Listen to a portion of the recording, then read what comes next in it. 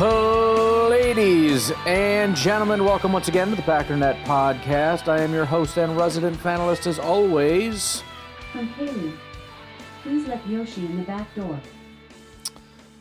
Well, that was really well timed. Thank you for sending that announcement, Alexa. Really just kind of how the whole day has gone, to be honest. Why try to fix it? What do you even say, man?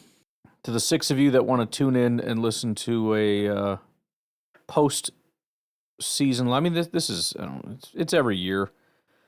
And does it get easier? Yes, it does. I guess it depends on the situation, but I don't know, man. I don't know what happened. I was really excited about what the team had become. They were running the ball really well. They were passing the ball really well. The defense on passing and running was doing a real good job. Special teams was incredible. Everything was good. And then we just couldn't pass anymore, and I don't know what happened. I really don't. I can't explain it. You know, watching that game, especially with all the injuries and everything else, it doesn't really make sense to me logically. You know, there's a whole bunch of platitudes being put on social media and whatnot that are like, it sounds nice, but it doesn't work. It doesn't really make sense. It's just a stupid thing you're saying. So freaking annoying. But this is one of those because it doesn't really make sense. But it just felt like they peaked at the wrong time and just didn't have anything left in the tank. And it makes no sense for a very, very young football team, but that's what it felt like.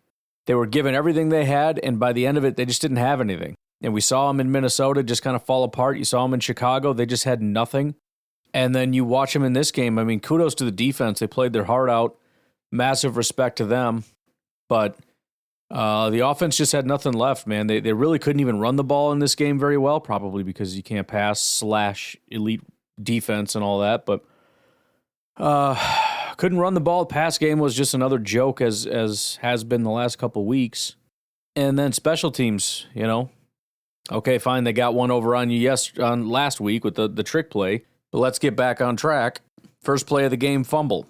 Now, should that have been our ball? Of course, because not only should it have been our ball, but there should have been a penalty tacked on it to give us some extra yards because it was helmet to helmet. But this was one of the more shockingly incompetent games I've ever seen refed in my life.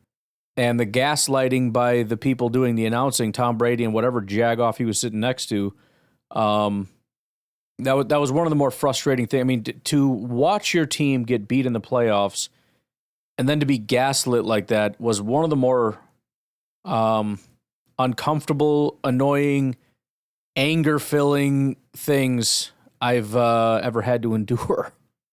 Like, I mean... it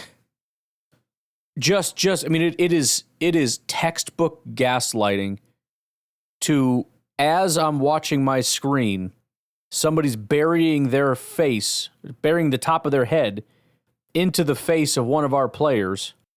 I've got an announcer saying that was a clean, I mean, just specifically using the words clean hit and saying I think there was 2 different comments. The first one was he put it right on the numbers, which I don't think he has any numbers on his face.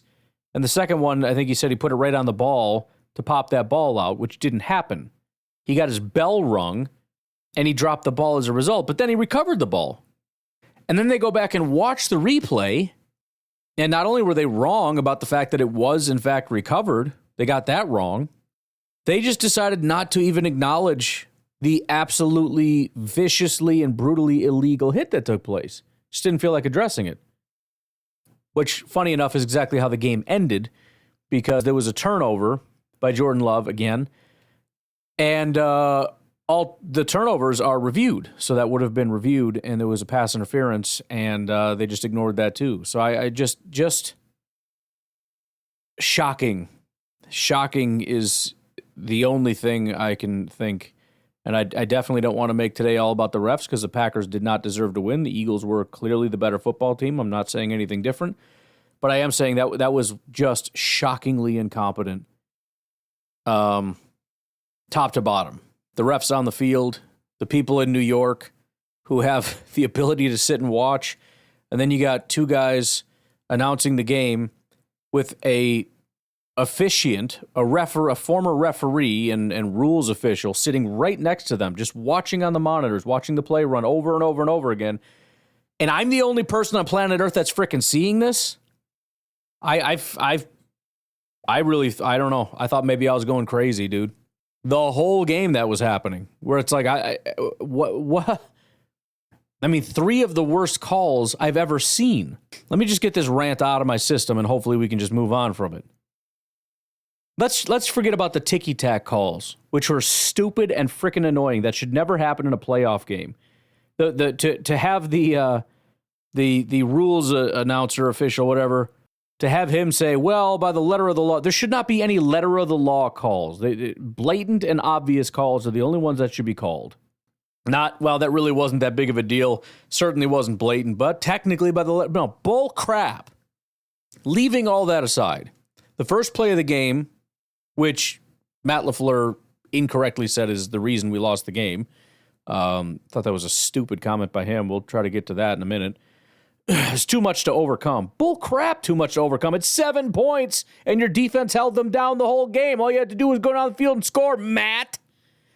Anyways, just insurmountable. We only have 4 full quarters to overcome 7 points. Okay. So that was the first play. Shocking. Then there was the last, not the official last play, but the last Packers play. That was an interception.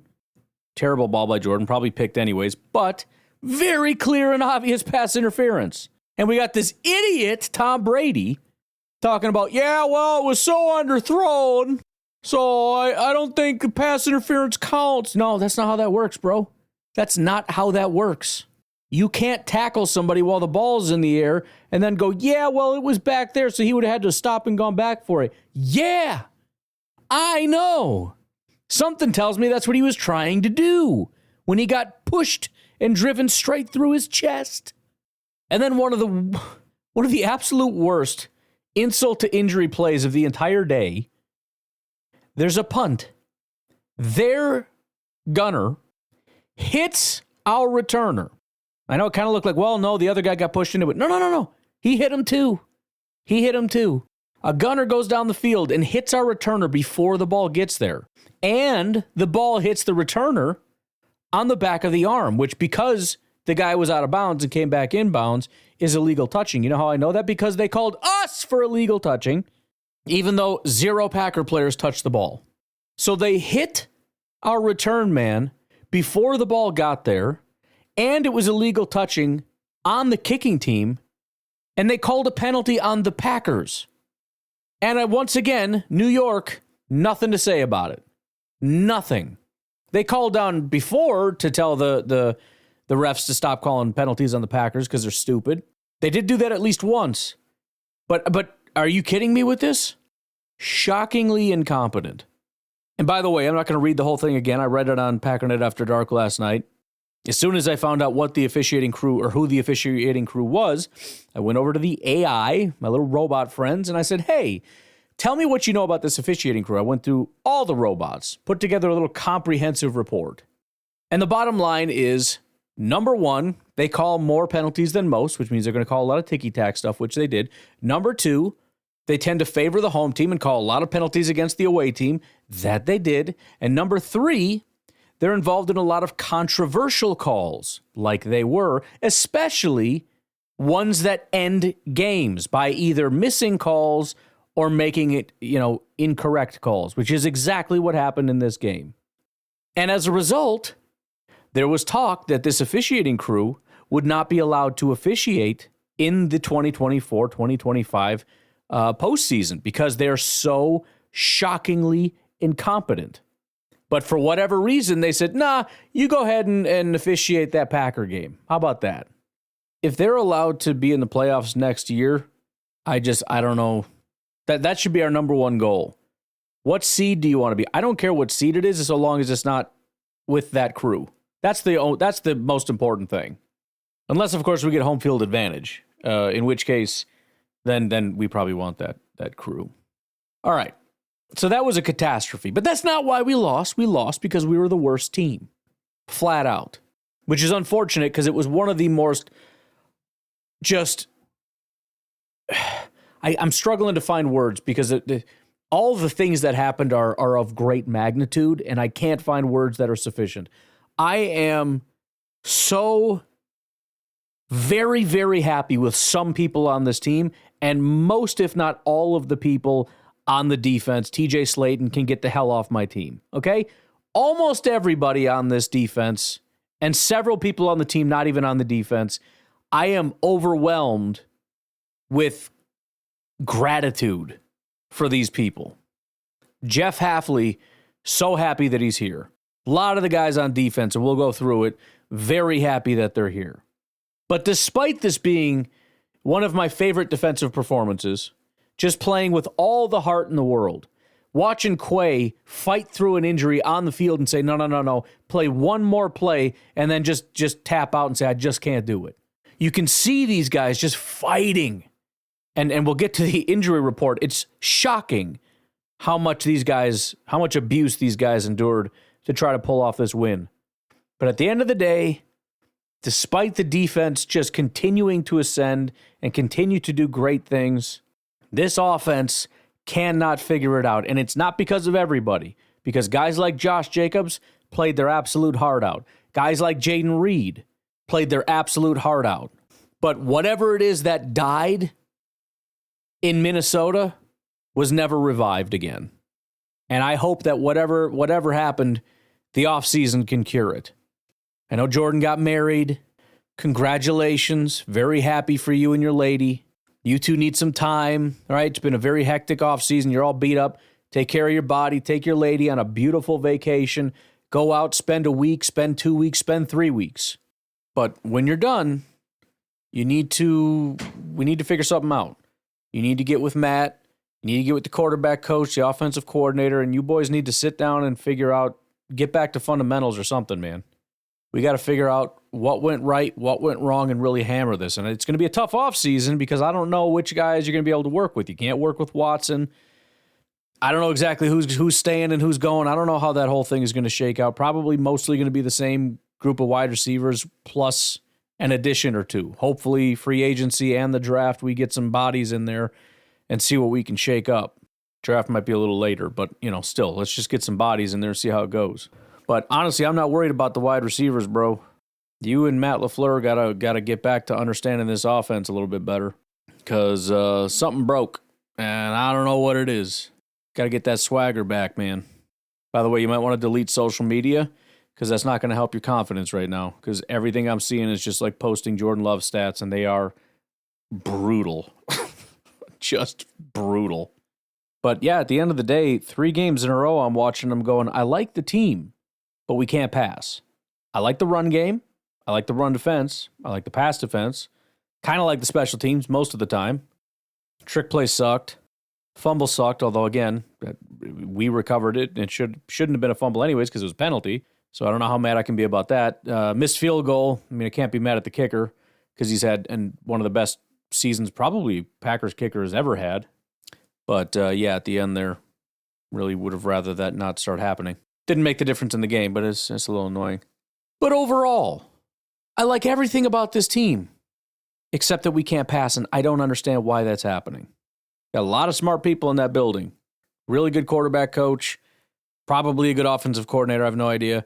Matt LaFleur, good with quarterbacks, smart play designer, the whole 9 yards. Somebody in that room's got to figure something out. Spend a lot of time and just look at it and go, oh, this is what broke Jordan. Okay, here's our problem over here. Okay, we'll tweak that a little bit. Good to go. That's what has to happen. But I think through the misery of it all, especially toward the end when all the injuries started happening, as I mentioned, I started to feel a profound sense of gratitude because it really felt like the team was just breaking down and you could see them physically giving whatever little bit that they had left. Here is the latest update that I saw. This is from Mike Clemens. I think he deleted the tweet, but whatever. Packers left guard Elton Jenkins, stinger, unable to move his arm after the game. Wide receiver Romeo Doubs suffered another concussion.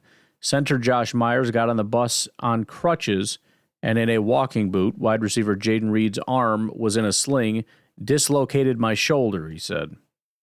It got to the point where you're watching this game and you're saying, I mean, I don't want to be too much of a defeatist, but what's the point of winning the game? Are we going to go to Detroit with no Romeo Doubs, no Christian Watson, no Jaden Reed, no Josh Myers? We also lost our running back at one point. I don't know what's up with him. Who knows if he would have made it back, or Elton Jenkins for that matter. Presumably he would make it back, but I don't know. Who knows what other injuries would have cropped up in this game. But the point is, Quay was another one. Seeing guys like Quay get injured and fight back and continue to stay on the field, guy that I thought had a really good game.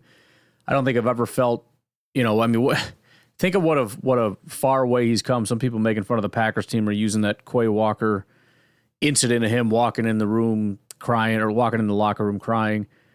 I couldn't help but feel the growth from him, the maturity. Other guys are out there doing stupid stuff. Keyshawn is shoving guys out of bounds, and TJ Slayton. Quay Walker's not. He's not doing that stuff. He's just out there playing smart, sound football, battling through injuries to stay on the field and help this team win when there's almost nothing left. The profound respect that I had for Quay Walker after this game, compared to how I felt about him for a long time. And I'm not going to sit here and tell you that I know he's going to be some great player, but I massively appreciated that. In a game where some people just didn't feel like getting off the freaking bus, it was just night and day between what I saw from Jordan and Quay, or from Zach Tom and Jaden Reed, who coming into this game said, yeah, just watch what I do. And every time he touched that thing, he was going to go make a play, and he did. The way Josh Jacobs battled and battled and battled himself into an injury. Jaden Reed battled and battled and battled until he dislocated his shoulder. Romeo Doubs trying as hard as he can to sky up in the air and catch a pass, only to come down and get concussed again. I mean, some of these guys they're giving everything that they've got just to scrap and try to find a way to win this freaking game, to pick up the slack for other people that just didn't feel like playing today. So with that said, I haven't heard a ton of quotes, but one of my favorite quotes probably of the entire year was from Josh Jacobs. We'll listen to that on the other side of the break. We'll be right back. So with the backdrop of what I was talking about before, which is, some guys came and they played their heart out and they played championship football, and they look like real hard-hitting playoff championship caliber guys. Other guys just didn't feel like bringing it. And I heard this quote's going around for a lot of people are highlighting something very different than what I want to highlight, although, it's kind of interesting what they said too. But here is Josh Jacobs. Yeah. We may not see you again for a while, so what do you suppose your thoughts will be a few weeks from now about this season, what you want to try and do as a leader going into next year? First, figure out, like I said, the main thing on my mind is figure out, how do we take that step? How do I help the guys take that step? But also, man, we got some guys that, like I said, the locker room is going to be different. We got some guys due for a contract this year. We don't know what that's going to look like, how that's going to shake up. But I know I'm going to try to get some guys in. So. Now, most people just heard the last 2 seconds of that. I'm going to try to get some guys in here, and everyone thought Max Crosby. And, of course, yes, absolutely. If you can get Max Crosby, I don't know if he'd want to come here, but he seems dissatisfied with the Las Vegas Raiders and whatnot. Here's what got me excited. Everything else that he said. Essentially, the question is, how do you take that step? And his answer was, we got some guys that are due for contracts. And essentially, some of them are not coming back, and I'm going to do what I can to get some other guys in here. I mean, just putting his own team on notice. Just saying, hey, some of you guys didn't feel like showing up. Good, you're out of here. And I love that that's the attitude, because it's almost as if he runs the team, right? Like, oh, you don't have that authority. How do you know? But what I love about it is Josh Jacobs and Xavier McKinney, I think, are massive additions above and beyond what we even realize. They have stepped in as leaders of this team. Xavier McKinney, I think, is the leader of the defense. I think Josh Jacobs is the leader of the offense. I really believe that. Those two guys have come in with a mentality. And it's funny because they come from terrible teams.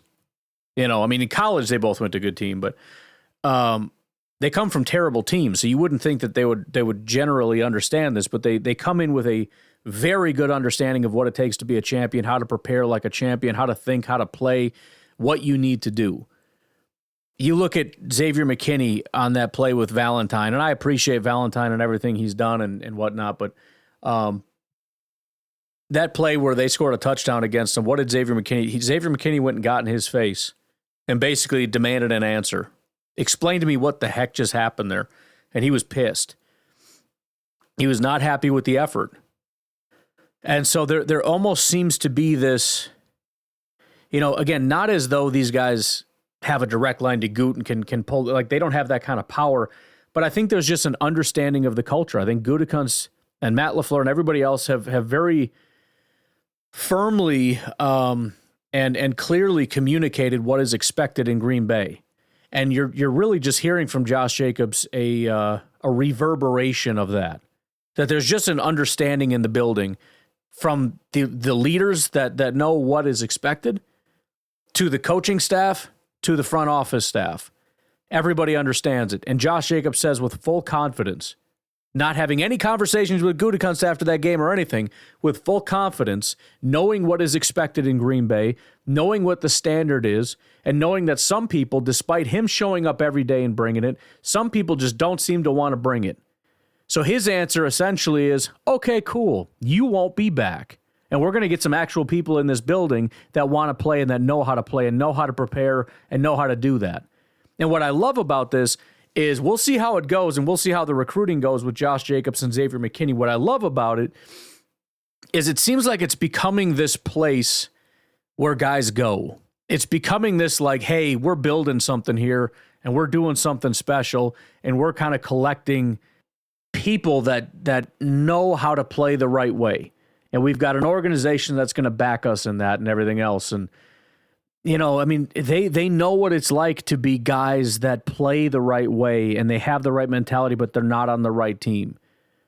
And for them to come here and be given the opportunity, and the great thing is they did thrive. The team didn't get the ultimate goal, but it's very easy for Josh Jacobs to say, I was promised something in Green Bay and they gave it to me. And I believe them when they say that we're going to continue to, that I'm what they want. They're not going to go in that direction with that guy. And the other thing is they don't have an Aaron Rodgers. I'm not trying to ding Rodgers or whatever, but there's no overarching like, well, we can't move this piece and we can't move that. We can do whatever the hell we want. I mean, with the exception of Jordan, who can't we move? I mean, Jair's one of the least movable guys, and everybody's assuming he's 100% gone. I mean, Rashawn probably can't be moved, but he's not going to be. That guy prepares the right way. I promise you, Josh Jacobs is not worried about Rashawn going anywhere. There is nobody on this team that just is not putting in the work that the Green Bay Packers can't just give the walking papers to. So they have complete freedom to just say, to be in sync. Again, from front office, from Mark Murphy to front office, to coaching staff, to the locker room, to have this singular unified vision, to be just a group of guys. They have very different positions, but they're a group of guys that are like in the Wild West in a way, saying, let's just build this. Let's just do it. We don't have an owner who's going to tell us what to do. We don't have a mega superstar or a bunch of superstars that we can do whatever we want, and we can build the right way, and we can get the right guys. And if you're not the right guy, then you don't belong in Green Bay, because we're going to do things right here. And I love that Josh Jacobs has that. He's not looking at the team, because you hear this a lot too. He's not looking at it saying, I did my part, but this freaking team, meaning not just the players, but the coaching staff, like there's a gap between us. No, he's standing on the side of Green Bay saying, this is my team, these are my people, and you people don't belong on my team in my locker room. And I love that.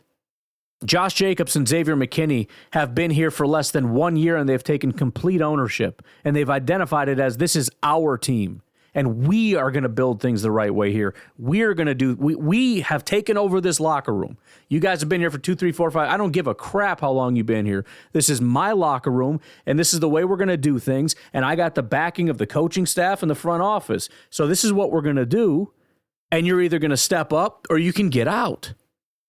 Leader going into next year. first figure out, like I said, main thing on my mind is figure out, how do we take that step? How do I help the guys take that step? But also, we got some guys, like I said, the locker room's going to be different. We got some guys. You hear that? Our locker room's going to be different. What does that mean? He's not just saying we're going to add people. You can't. It's a zero-sum game. Somebody comes in, somebody's got to go. He's looking. So number one, how can I help the guys? What does he mean by the guys? The guys that give a damn, that deserve to be here. How can I help them? How can the guys that are actually doing the work, me and Xavier and Rashawn and XYZ, LMNOP, Edgerrin Cooper, whatever. How can I help elevate the core, the guys that are actually doing it? But also, this room is going to look very different. I love that so much. Contract this year. We don't know what that's going to look like, how that's going to... We got a lot of guys that are looking at contracts, and we'll see how that goes. Don't shake up. But I know I'm going to try to get some guys in. So, how do you fix this team? Well, number one, I'm going to see what I can do to help people. Number two, I'm going to help recruit people to replace some of the dead weight in this room.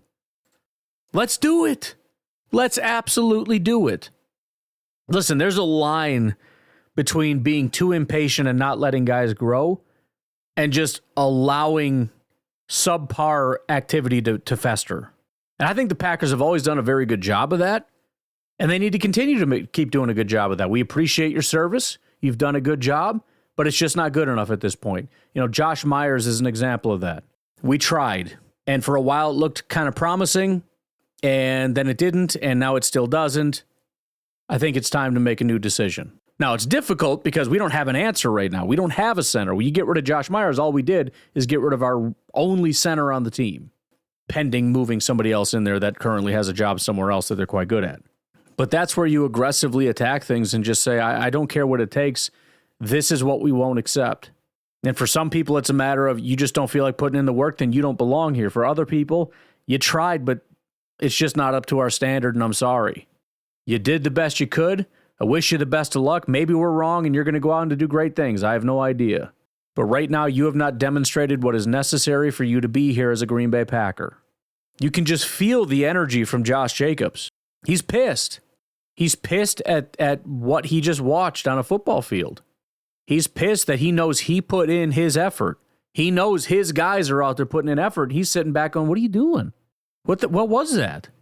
But I as a fan, this is what I need. And I know the GM isn't going to come out and say stuff like this, but I just need to know that this is what the Green Bay Packers, this is still the standard. We always talk about like the standard in Green Bay and all that, and I appreciate that and I love that. I need to know that it's still a thing. That it's not just lip service. But, and it's good also because it really reflects a healthy locker room that has the prospects of continuing to grow and continue to be healthy as opposed to a toxic locker room. And that's a good thing. That is something that's important. I know he's not happy, but it's not about disgruntled, older guys being disgruntled and just going through the motions to collect their paycheck. These are people that genuinely care. They genuinely care. Like, this is what I want, and this is what I expect. And I don't know. I appreciate that.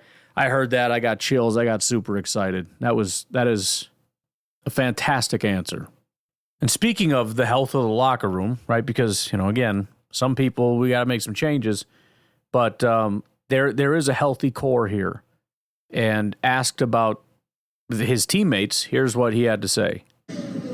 Man, I love these dudes, man. I mean, genuinely, like, I know it's one thing when you know the man, you know the player, but know people's families, you know what they going through, know their upbringing, things like that. It just makes you feel like a family, So I genuinely care for every player on this team.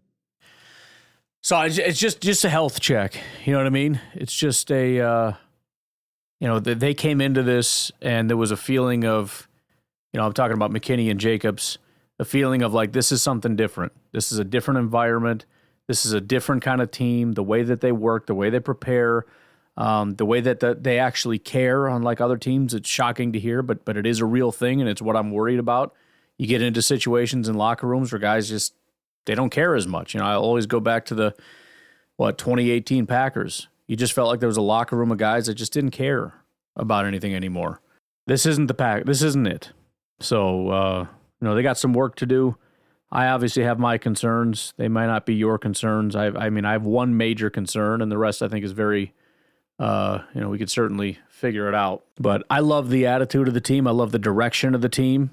I think, again, Josh Jacobs and Xavier McKinney are leading the way. I think Max Crosby's kind of a pipe dream, but if he gets in here, the obsession I'm going to have with this team is going to be just astronomical.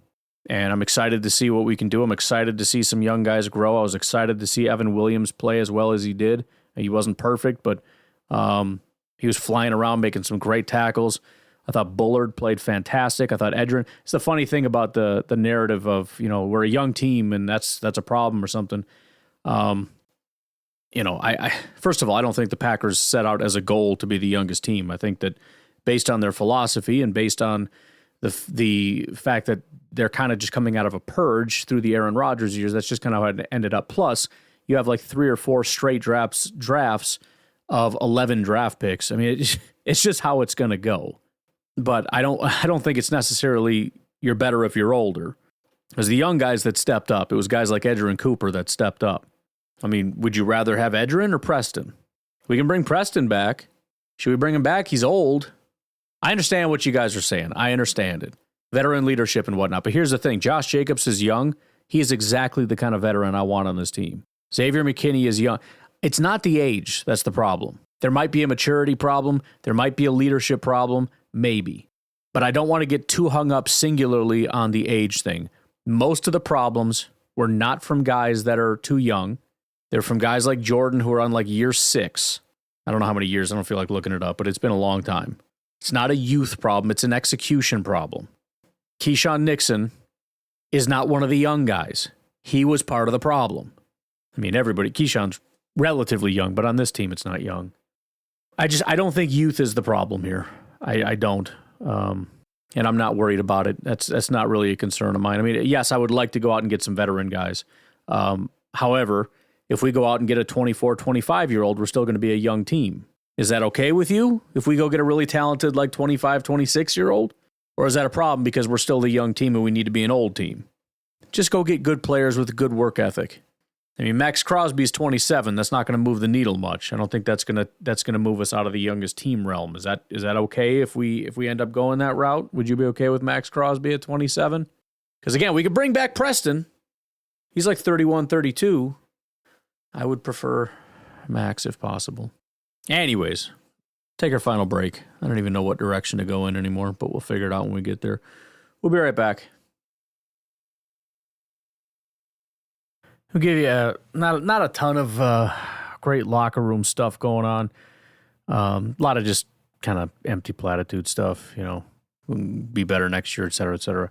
But I did like this little note. Not that we didn't kind of already know it, but here's Rashawn Gary kind of talking about the defense and kind of how the comfort level and then how they think they can improve. A great foundation, first year in a 4-3, and I feel like, throughout the whole season, all levels got comfortable with it, and coming into next year, being more, comfortable in the system, we should start faster. How much more comfortable are you now than you were back in September? I mean, can you just describe now the season is over, just the growth that was made there? Yeah, night and day, from, aiming points to, striking offensive linemen, different hand placement than a 3-4, moving around a little bit more, being able to communicate with the back end on certain moves or being able to communicate with Kenny on certain games that we seen up front, being our own, adjusters on the field. But there's just been a lot of growth up and down, man. One of the things that I said early on training camp with Hafley was I was glad that you could see it. It wasn't just talk, right? You talk about we want to do this and you'd start seeing it. We want to be more physical and you could see it. We want the takeaways and you could see it. I like that, even now listening to Rashawn Gary talk, the fact that it's like, oh yeah, we started to get more comfortable as it went on. You could very easily see it. you could see the run defense get better, the pass defense, like everything, the communication got better. Just the way that everything worked, you could see it clearly get better. And I hadn't really talked about it in a while, but it's something that definitely should be brought back up. One of the things that I'd been wondering about and hoping, as far as, man, we might need some new this, that, or the other. We might need some new edge rushers or whatever. It is a new defensive front. And as much as they're picking up on the fly, that's great. But think about how much work Rashawn Gary, we all see the videos, the social media videos that he and his coach or whatever put out. He's with one of the premier pass rush coaches that he works out with out there. A lot of the top pass rushers work out with that guy. But he's been working with that guy in all the sort of Joe Barry technique, right? His version of 3-4. Everybody's got specific, I want you to emphasize this. I want you to focus on this and everything. Rashawn's been working really, really, really hard at that. And I would just like to see what happens when Rashawn and some of these other guys start to put in an off season to work on physically getting your body the way that Hafley wants you, which is probably different than Joe Barry wanted you. So get the conditioning in the right way, get your body to the right, height, weight, body mass, muscle mass, whatever. And height, obviously height's not going anywhere. Working on specific techniques, but then also just spending the off season working on stuff that you kind of had to learn on the fly, learning the system a little bit, just studying it. You're able to communicate with some coaches and communicate with Hafley and do your video chats or whatever and just be like, hey, I was going through this and help me understand this, so that hopefully next year it's not really on the fly. It's not sort of like this new thing that they're trying to figure out. It's, this is what we do. And you get, and everybody coming in, with the exception of rookies and free agents, everybody coming in has a pretty firm understanding of exactly how this works. And they're already playing pretty well. So as much as a lot of this is pie in the sky, and every year it's like, oh, maybe the defense will be better next year. Maybe for my entire lifetime, I've been saying that crap. Maybe they'll be better next year. Maybe. Now I can actually believe it because they actually ended the season quite good. So, with all the injuries and with a lot of young guys that, either weren't performing well or were clearly, were very up and down because they look good, but they were making mistakes or whatever. Dude, Edgerrin Cooper, and we might just end with that. I mean, I might just end with Edgerrin Cooper. Should we just go there now? Anyways, let me close out my thought here. I'm excited to see what these guys can do coming in, ready to rock and roll as a little bit closer to veterans. I want to see, not just the front. I mean, the front for sure. But what about Bullard? What about Evan Williams? Even Xavier McKinney. He's a veteran. He knows a lot of this stuff. But let Xavier have an off season to really fully immerse himself in this and to be able to communicate with his guys the way that, Jordan works out with his receivers or whatever. I'm not saying they got to get together and work out, but they can talk, they can communicate, they can work through some stuff, ask questions, get better, so that hopefully by the time they show up for training camp, these guys they're locked in. And I don't want to hear any bull crap about a young team. This is year 2. You've already done it. You've got a full season in your belt. You're a veteran now. In Green Bay, year 2, you're a veteran. That's how that works. Matt LaFleur also did an interview. I'm not going to go through that whole thing. But one of the things that's incredibly annoying is he talked about the Eagles' defense.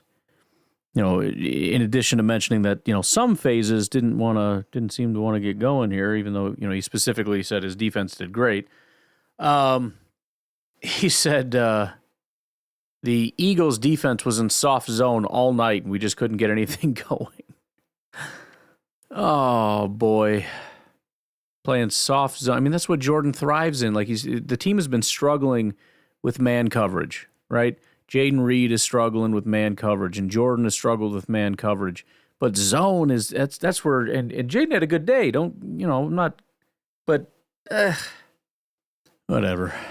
Whatever, man. All right, here's the deal. I'll talk about Edgerrin Cooper, and then we're going to get out of here. I had mentioned this before. I always thought Gutekunst does a good job. He's not the best GM in football, although his offseason record is quite incredible as far as getting free agents. The draft, he's probably a top 10 GM. I don't know if he is or not. I think he does a decent job. I think if I had a critique, and yes, it would be nice to hit more in the first round, but I just want good players. I don't care if you knock the 7th round out of the park and can't hit first round. What do I care?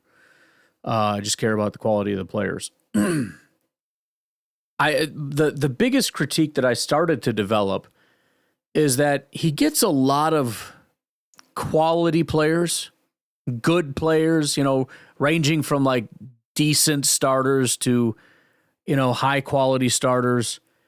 But where's the blue chipper? And I hate to be nitpicky, and a lot of people are nitpicky, but I do think it's important. I think great teams have great players somewhere. Maybe not all of them. You could argue the Eagles don't have great players anywhere. A.J. Brown is a pretty high-level player. I don't know if he's necessarily elite. He's not Justin Jefferson type of player. He's not Jamar Chase. Certainly not Hurts. I don't know. Saquon probably would be the blue chip that's there. Anyways, but then we would have Josh Jacobs also. But we didn't draft him. Anyways, the point is, I've been waiting and hoping that we could finally get one. And linebacker is not the most impactful position, but I think we might have one here, boys. I really do. I mean, again, Rashawn seemed like he could have been that guy. He had an incredible year, but I think the injury thing kind of derailed him, and I'm still hopeful for him. I still think he's a talented player. I think he gets too much crap. I don't know. The expectations are completely unreasonable, and then when he reaches them, nobody realizes it because the only stat they know is sacks, and they think they're freaking genius because they can know what sacks are. And Jair, I thought possibly was that guy. Similarly, he was the best corner in football. Next year he was good. Still top 10, top 15-ish corner, which I'm fine with. You stay in that range. You don't have to be elite every year. I don't think any corners are in order for you to be a blue chipper. But then he got hurt, and he just never really came back. I mean, it's been, 3 years or 4 years or however many years it's been. I mean, 2019, I think, was his really good year, so 2020 was his okay year, so 2021, 2022, 2023, 2024, just injured. It's a lot, man. That's a long time. So, and it never seemed to materialize. And then comes Edgerrin Cooper. And Edgerrin Cooper, which I don't even care. I'm taking a victory lap on the whole draft prospect thing. I was really high on him. I was high on a lot of people, but I don't care. I finally got one, so I'm going to brag about it. He came in from Texas A&M, and everything that you could have, and this is the crazy thing about it, because you look at the draft and you say, okay, this is what they are in college, but they're not going to be that good in the NFL. But that's not really how that works.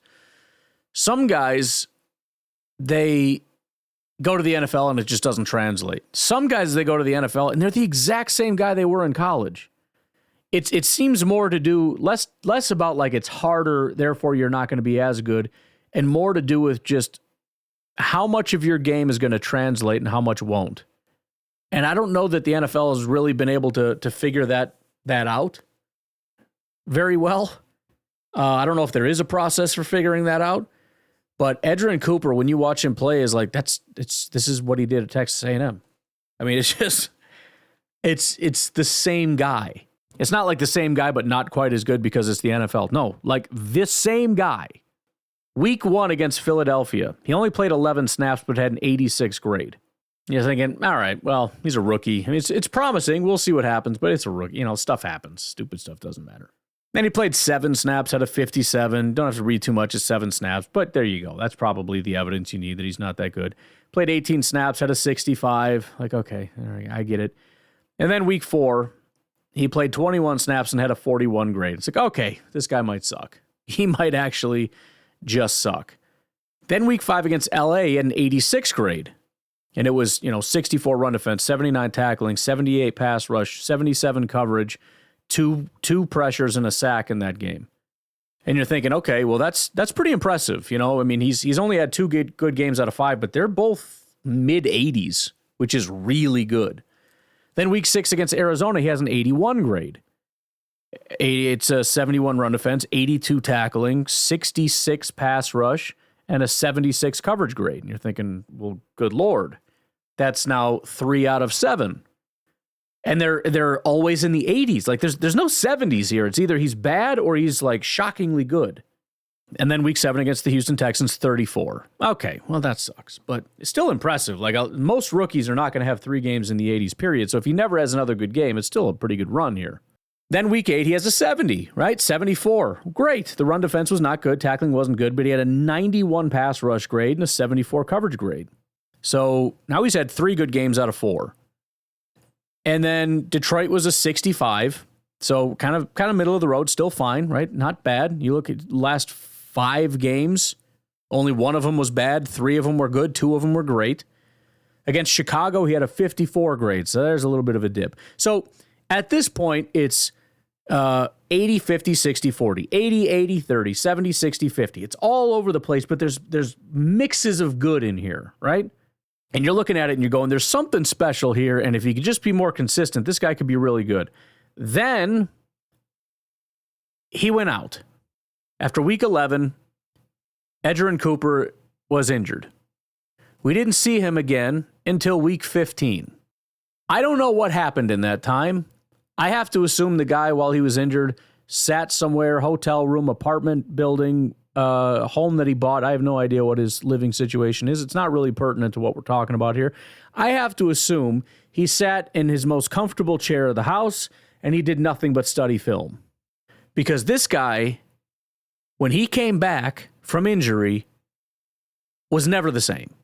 Here is what Edgerrin Cooper did when he came back. Are you ready? And by the way, this is a preliminary grade. This is subject to change as far as the wild card game. But here we go. 94, 81, 80, 76, 81. Now, when I go back and look, his wild card grade is no longer there. They got rid of it when I look at overall. So from week 15 through week 18, Edgerrin Cooper has a 91.4 overall grade, a 91 run defense grade, an 84 pass rush grade with 6 pressures and a sack, and an 81 coverage grade. He is the number 1 linebacker in the entire NFL, ahead of Bobby Wagner. There are only 9 linebackers with an 80 or greater grade, and it's 80, 81, 81, 82, 82. Right? That gets us to number 5. Then there's a jump. Oren Burks, believe it or not, he only played 3 games, but 85. Nakobe Dean, again, 87. Then a jump up to 90, Bobby Wagner, and then 91.4, Edgerrin Cooper. If I add in week 6, because that's a similar grade to what he's projected to get this next coming week, it's a 91.6 grade, 91 run defense, 84 pass rush, 83 coverage. As a rookie on the season, even with the lower grades, he has an 84 PFF grade, a 79 run defense, a 90 pass rush, and a 74 coverage. And again, that does not include the wild card game. Actually, does this one include it? This one does. So that would be 86, 78 run defense, 57 tackling, 90 pass rush, 77 coverage, subject to change, but it shouldn't fluctuate much. And if it does, I'm going to be super pissed because this is very, very exciting to me. I'm very excited that the Packers are now starting to add some blue chippers. And I understand some are through free agency and some are through the draft, and I don't really give a crap which one's which. We now have, in 1 year, again, we've had good players.